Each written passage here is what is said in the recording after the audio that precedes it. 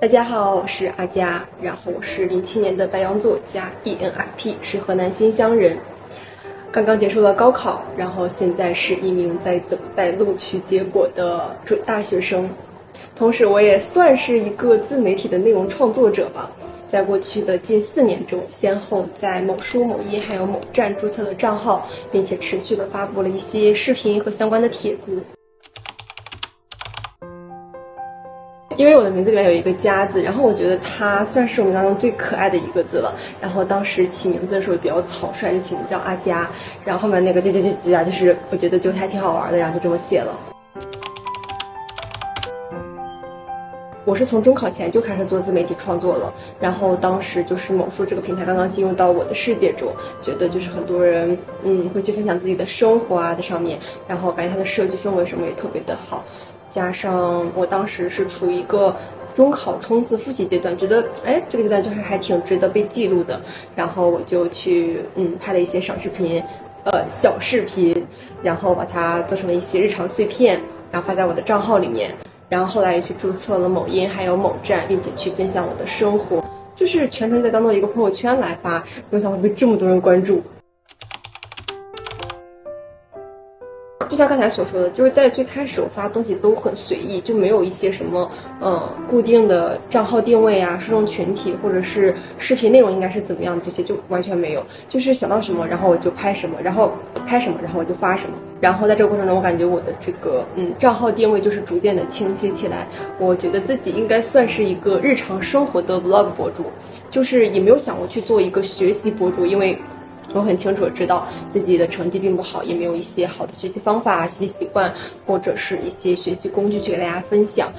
但是由于我确实是一个学生，然后我很想要去分享一些学习之外更加有趣的事情放在我的视频里面，觉得就是很有意思，然后很有活力。但是基本上除了睡觉之外，大部分时间都在学校里面待着，就会导致我的视频可能看起来很多内容都是在学习。坦白来讲，就是最开始这个账号的所有事情都是一个人来完成的，就是比如说，我们都知道像写脚本，然后拍摄、剪辑，还有去对接商务，然后去审核、发布，就都是自己来完成的。但是这个过程中，其实得到了很多来自朋友还有家人们的帮助，比如说，我的表妹还有我的朋友，他会帮助我拍很多好看的照片，就跟小摄影师一样。然后像有时候我的评论就比较多嘛，可能一个人会看不过来，但是确实大家会去给我提供很多好的建议和意见，不管是视频内容上面的还是学习方面的。然后我的妈妈就会去帮助我去关注大家的评论，去收集粉丝和网友的批评还有建议。所以这个账号的发展，它一定不是我一个人劳动果实，就是它离不开每一位粉丝还有网友的批评还有建议，也离不开我每一位家人的帮助还有支持。所以我觉得我们算是一个 team， 但是目前确实是没有跟任何的 MCN 机构还有经纪公司有任何的合作。也就是最开始我真的觉得我是可以平衡好自媒体创作还有学业的，但是后来我发现这个真的是一件很困难的事情。上学的时候就是经常会剪视频嘛，像剪到一些凌晨2、3点都是常态了，然后6点再就起来上学，然后会去喝很多很多咖啡，就是可能一天会喝好几杯那种。我的视频里面还给大家分享一些咖啡啊什么，就是我会跟你们说哪个可以提神，哪个不能提神，就这种。但其实你会发现喝很多咖啡之后，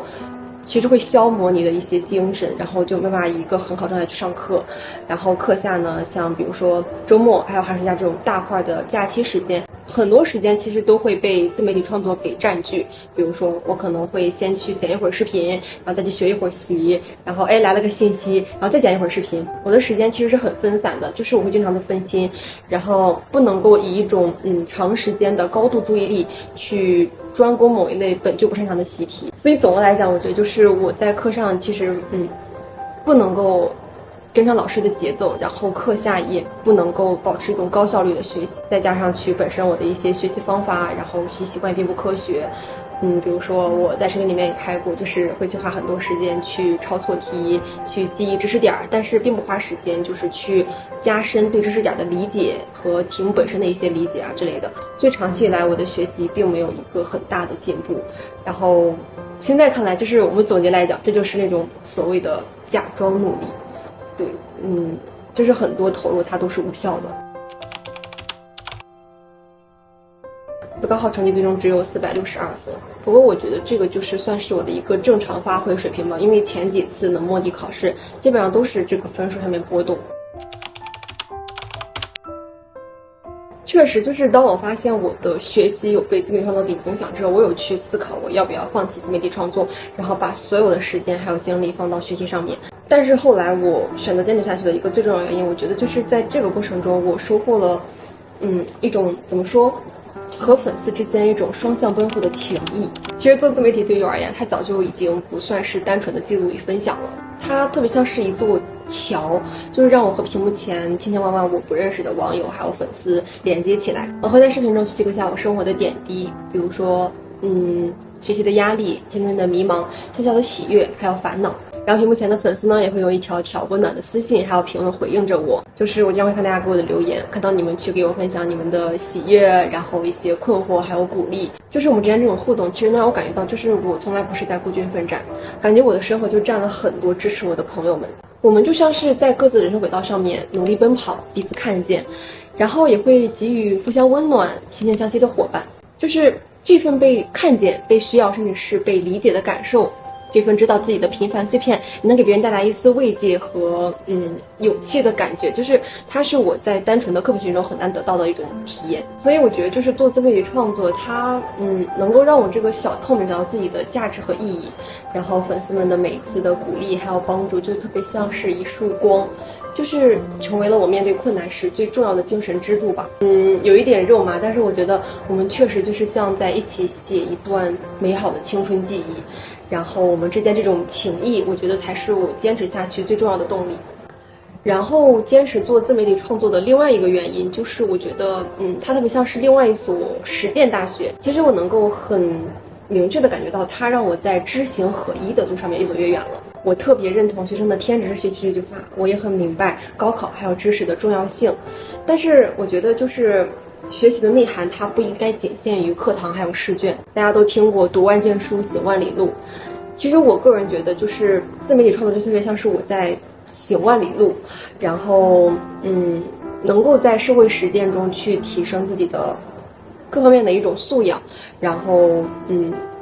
算是我在知行合上面的一种尝试吧。比如说就是我觉得构思脚本可以锻炼我的逻辑思维和我的一种创意表达，然后一个人去拍摄呀还有剪辑，就是可以提高我的这种动手能力，包括审美素养，还有我解决问题的耐心。后来去了解学习了账号运营，让我初步理解了用户思维、内容策划，还有实践管理，然后去跟各位互动，然后有时候也会回一些评论还有私信，这些我觉得他们也可以去提高我的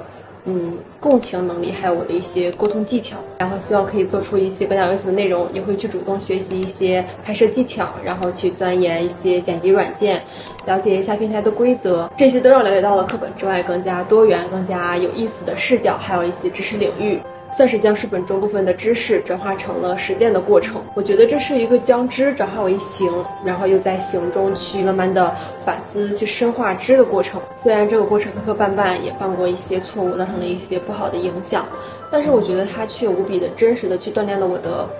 综合素质，然后我的应变能力，包括我的一些解决问题的本领。自媒体创作这个社会实践，它所教给我的是书本中难以完全替代的活知识还有真能力，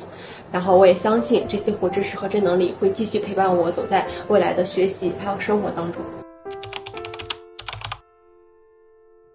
会不会后悔呢？有时候看到自己的成绩就那么一丢丢，非常不理想，然后有时候为了剪视频，然后在上课会犯困，心里面确实会咯噔一下，也会去焦虑，也会去怀疑自己的选择是否是正确的。但每次看到粉丝会在评论区里面催更，看到粉丝和网友会给我评论私信说我的视频给他带来了勇气还有力量，甚至帮他走出一段非常痛苦的经历，我都会要求自己再坚持那么一下下。我觉得放弃自媒体创作它所带给我的那种后悔会更长久更深刻一些。我很害怕我放弃之后会去想念那些给我留言说今天又被治愈了一下的陌生人，也会后悔自己没能够把那个灵光一闪的观察还有思考记录下来，也会后悔自己因为害怕影响学习就掐灭了那么一个提升自我然后去连接世界的可能性。如果未来有一天突然有一个人问我说哎，阿佳，我当时你坚持会怎么样呢？就这种疑问，它可能会比眼前的这个分数波动更让我后悔一些。其实一直以来，我都挺后悔自己当时没有去，科学的分配我的时间，还有我的精力，然后也没有去学习一些好的学习方法、学习习惯，这些都是我需要反思的地方。然后我觉得屏幕前的各位网友还有粉丝都可以引以为戒，这份在学习上面可以做得更好的反思，它是真实的，也是最深刻的教训。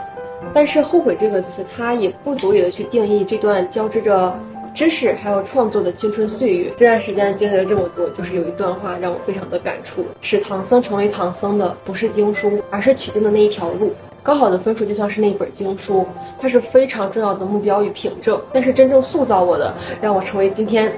这个阿佳的，我觉得它反而是那一条就是同时追求着学业理想与创作热爱的取经之路。这条路真的很漫长，布满了荆棘，但是也洒满了星光。我付出了汗水，也付出了热爱，所以我觉得我已经收获了远超分数的宝藏。所以与其沉迷现在的这种后悔当中，更不如去怀揣着一份清醒的认知，还有深切的感恩，很清楚明白自己在学业上面其实本可以做得更好，因为这肯定会引导着我未来更加全面、更加细致、更加科学的这个大学生活。但是同时呢，我也非常的感恩这一条取经之路所赋予我的一切。最后的高考成绩单就是我抵达终点后捧起的那一本经书，它可能不那么尽人意，但是我觉得这一条同时包含了很多很多，有知识，有热爱，有责任，有实践。这条取经之路，它本身所焕发的光彩，所赋予我的成长，这些才能够真正的去定义这段旅程的价值。然后这些呢，也塑造了一个此时此刻站在这里，不是坐在这里，然后也有很多瑕疵，但是很丰富、很坚韧的阿佳。短期的话，肯定就是在等待录取结果了。当时填志愿的时候，真的就是非常的烧脑筋啊，就是和家人一起去翻那些相关资料，各种专业五花八门，根本不知道怎么选。就我这个分数也没什么可选的。中期规划的话，就希望可以重新整理一下大家的一些批评，还有一些建议，然后也会去思考未来的 vlog 内容的方向，然后包括一些选题啊、剪辑的一些技巧啊什么的。我希望自己做的 vlog 内容可以是大家想看的，然后也是我想分享的，同时也是可以传正能量的。至于长期规划，就希望自己可以以一个更加崭新的面貌去面对我的大学生活，然后去探索自己更多的可能性，去多做一些实践活动啊，多丰富一下自己的日常生活，然后去成为一个更好的自己。你们也是感觉这个是最肉麻的环节。无论我和屏幕前的你在什么地方，正在经历怎么样的故事，我都希望大家可以去保持对生活的热爱，希望我们付出的每一份耕耘都可以在未来结出非常硕大的果实。希望我们在各自的人生轨道上面继续努力奔跑，保持真诚，也要拥抱好奇，去分享我们的温暖，也不要忘了汲取力量。希望屏幕前的各位都能够在未来的星辰大海中乘风破浪，闪闪发光。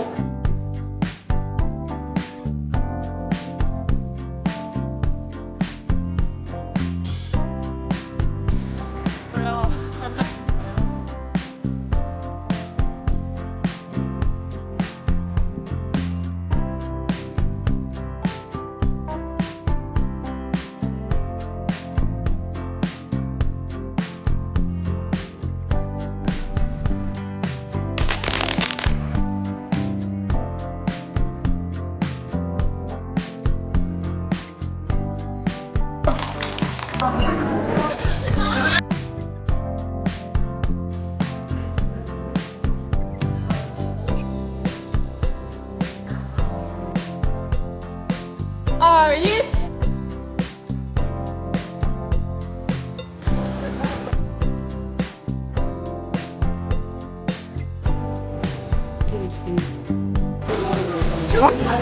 来看一下我们的。